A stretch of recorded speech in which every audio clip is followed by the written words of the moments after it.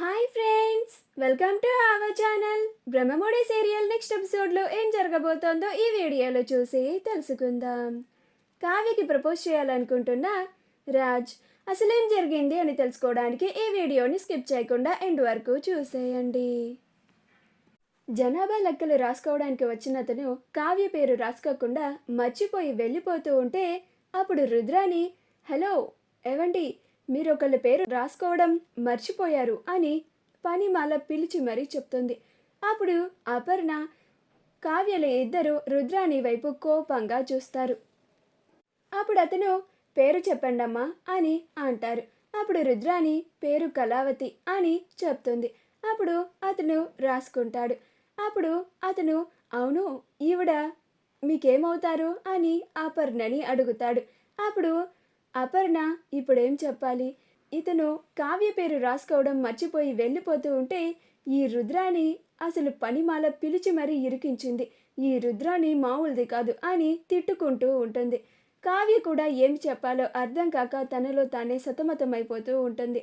అప్పుడు రాజ్ ఈవిడికి కోడలవుతుంది అని అంటాడు. అప్పుడు ఆయన రాసుకొని వెళ్ళిపోతాడు. అప్పుడు రుద్రాని, అది కాదు రామ్, కళావతి మా అపర్ణ వదినికి ఎలా కోడలవుతుంది, అది చెప్పవేంటి అని అంటుంది. అప్పుడు రాజ్, అదేముంది, అప్పు ఈ ఇంటికి కోడలైంది కదా, కళావతి గారు అప్పు వాళ్ళ అక్కే కదా, అలానే కోడలయ్యారు, అంతే, దాంట్లో ఏముంది అని అంటాడు. అప్పుడు ఇందిరాదేవి, రుద్రాని, నీకు వేరే పని పాట ఏమీ లేదా, వాళ్ళకి వీళ్ళు ఏమవుతారు, వాళ్ళు ఎలా అయ్యారు, వాళ్ళకి బంధం ఎలా ఏర్పడింది, ఇవన్నీ నీకు ఇప్పుడు అవసరమా, వెళ్ళి నీ పన్ను చూసుకో అని అంటుంది. అప్పుడు రుద్రాని, నాకు పెద్దగా పనేమీ లేదమ్మా అని అంటుంది. రామ్కి మన కళావతి అపర్ణకి కోడలు ఎలా అయ్యిందో చెప్దామని అని అంటుంది. అప్పుడు ఇందిరాదేవి, ఏమీ అవసరం లేదు, రామ్కి మేం చెప్తాము, ఇక నువ్వు వెళ్ళొచ్చు అని అంటుంది. అలా ఇందిరాదేవి అపర్ణలు ఇద్దరు రామ్ని అక్కడి నుంచి తీసుకొచ్చేస్తారు. అలా వాళ్ళ ముగ్గురు డైనింగ్ టేబుల్ దగ్గర కూర్చొని మాట్లాడుకుంటూ ఉంటారు. అలా రామ్, ఇప్పుడేం చేయాలి, ఇప్పుడు మళ్ళీ నేను ఆ యామిని వాళ్ళ ఇంటికి వెళ్ళాలి కదా, ఇప్పుడు దాకా ఏం చేసావు బావా అని అడుగుతుంది. ఆ యామినికి నేను సమాధానాలు చెప్పలేక చచ్చిపోవాలి అని అంటాడు. అప్పుడు ఇందిరాదేవి, ఒక ఐడియా చెప్పనా రామ్ నీకు అని అంటుంది. అప్పుడు రామ్, చెప్పండి నానమ్మ అని అంటాడు. అప్పుడు అపర్ణ, నువ్వు ఆ యామినికి ఇలాగా రోజు ఆన్సర్ చెప్పుకునే పరిస్థితి నీకు రాకూడదు అంటే నువ్వు వెంటనే నీ మనసులో ఉన్న మాటని మా కావ్యకి చెప్పేయాలి. అప్పుడు ఇందిరాదేవి, అవునురా మనవడా, నువ్వు చక్కగా నీ మనసులో ఉన్న మాటని మా కావ్యకి చెప్పేస్తే అప్పుడు కావ్య నీ ప్రేమని యాక్సెప్ట్ చేసేస్తే మీరిద్దరూ చక్కగా పెళ్లి చేసుకోవచ్చు. అప్పుడు నువ్వు ఇక్కడే పర్మనెంట్గా ఉండిపోవచ్చు. రోజు ఆ యామిని వాళ్ళ ఇంటికి వెళ్ళాల్సిన అవసరము ఉండదు.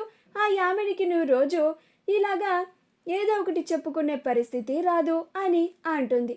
అప్పుడు రామ్, అవును నానమ్మ, అవునమ్మా, మీరు చెప్పింది నిజమే, నేను నా మనసులో ఉన్న మాటని కళావతి గారికి చెప్పేసి వీలైనంత తొందరగా ఆవిడ గారిని పెళ్ళికి ఒప్పించేస్తాను, అప్పుడు నేను ఇక్కడే పర్మనెంట్గా సెటిల్ అయిపోతాను అని అంటాడు.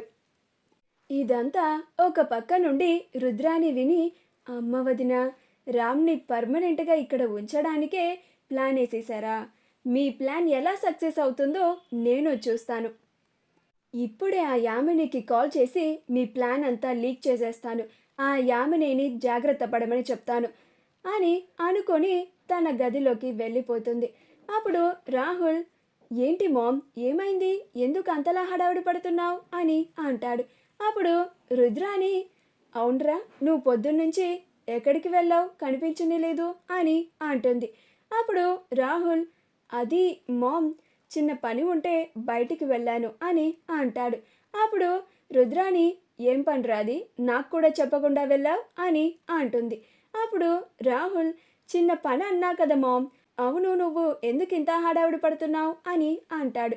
అప్పుడు రుద్రాని, అదా, ఆ యామినికి కాల్ చేసి మాట్లాడాలి అని అంటుంది.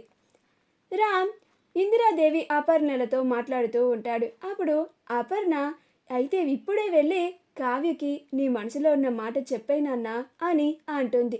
అప్పుడు రామ్, లేదమ్మా, కళావతి గారికి నేను ప్రపోజ్ చేయాలి అంటే బాగా ప్రిపేర్ అవ్వాలి. ఒక పని చేస్తాను, ఈ నైట్ అంతా బాగా ప్రిపేర్ అయ్యి రేపు మార్నింగ్ వచ్చి కళావతి గారికి ప్రపోజ్ చేస్తాను అని అంటాడు. అప్పుడు ఇందిరాదేవి, అలాగే రమణవడా, ఆల్ ది బెస్ట్ అని చెప్తుంది. అప్పుడు రాజ్, థ్యాంక్స్ నానమ్మ అని అంటాడు.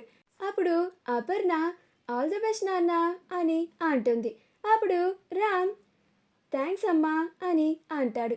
సరే మరి నేను ఇంటికి వెళ్తాను, ఇంకా వెళ్ళి బాగా ప్రిపేర్ అయ్యి రేపు మార్నింగ్ కళావతి గారికి ప్రపోజ్ చేస్తాను అని అంటాడు.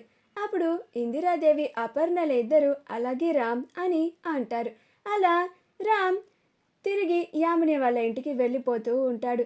రామ్ వెళ్ళిపోయిన తర్వాత అపర్ణ ఇందిరాదేవిలు ఇద్దరు కావ్య గదికి వెళ్ళి, కావ్య, రామ్ నీకు రేపు ఉదయం వచ్చి ప్రపోజ్ చేయబోతున్నాడు, దానికి నువ్వు ఒప్పుకోవాలి అని చెప్తారు.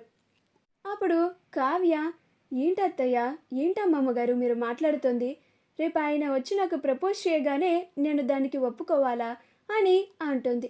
అప్పుడు అపర్ణ, అవును కావ్య, వాడు ప్రపోజ్ చేసిన తర్వాత నువ్వు ఒప్పుకుంటే మీ ఇద్దరికి మేము పెళ్లి ఏర్పాట్లు చేస్తాము, అలా రామ్ ఇక్కడ ఇంకా పర్మనెంట్గా ఉండిపోతాడు అని అంటుంది.